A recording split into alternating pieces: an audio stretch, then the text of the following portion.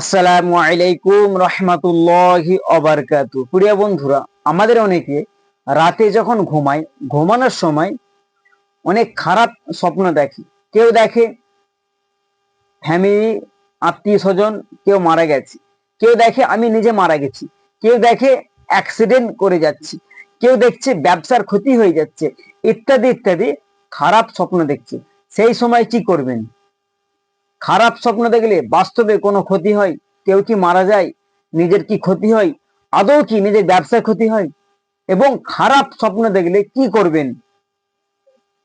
আজকে আপনাদেরকে হাদিস পাক থেকে সব শোনাবো, কিন্তু তার আগে আপনাদের কাছে আমার একটি রিকোয়েস্ট, অনুরোধ, আপনারা আমার ভিডিওটি না টেনে, না স্কিপ করে পুরো শুরু থেকে শেষ পর্যন্ত দেখতে থাকুন। ইনশাআল্লাহ সমস্ত আজকে আপনাদেরকে উপায় বলে দেবো।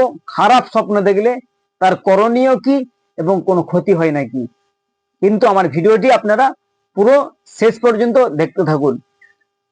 দেখেন, প্রথমে বলে দিই, স্বপ্ন তিন প্রকার। একটি হচ্ছে রহমানি স্বপ্ন, আল্লাহর তরফ থেকে স্বপ্ন হয়, ভালো স্বপ্ন। আর একটি হচ্ছে মনের খেয়াল।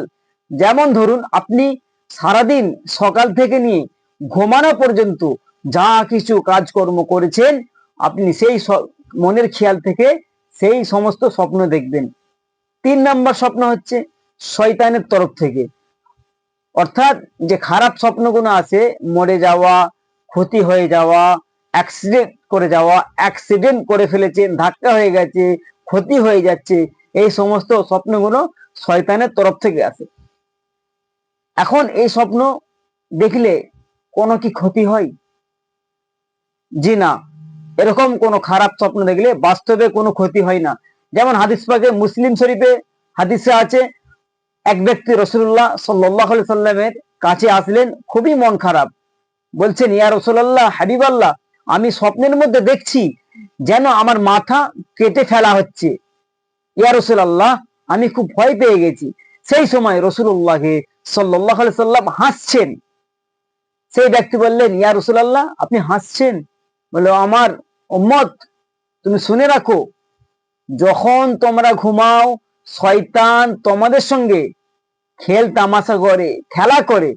যদি দেখো তোমাদের মধ্যে কেউ স্বপ্নের মধ্যে খারাপ কোনো দেখছো, ক্ষতি হয়ে যাচ্ছে, কেউ মারা যাচ্ছে, তখন তোমরা ভয় পেও না, তোমাদের কিচ্ছু হবে না। এবং তোমরা তখন সঙ্গে সঙ্গে শয়তান হতে পানা চাইবে, শয়তানের থেকে আল্লাহ দরবার শরীফে ক্ষমা চাইবে শয়তান থেকে বাঁচার জন্য। এবং কি করবে? কিছু আল্লাহ রাস্তায় খায়রাত করে দেবে, সদকা করে দেবে।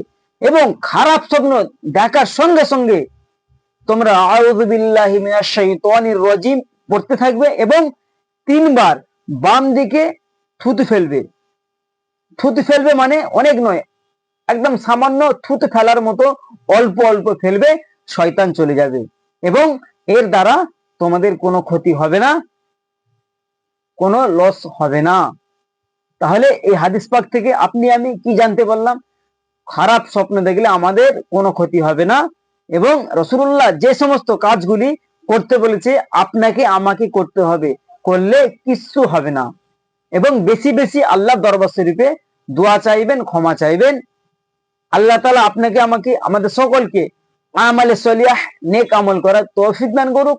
ওয়া মা আলাইনা ইল্লাল বালাগ। আসসালামু আলাইকুম রাহমাতুল্লাহি ওয়া বারাকাতুহু।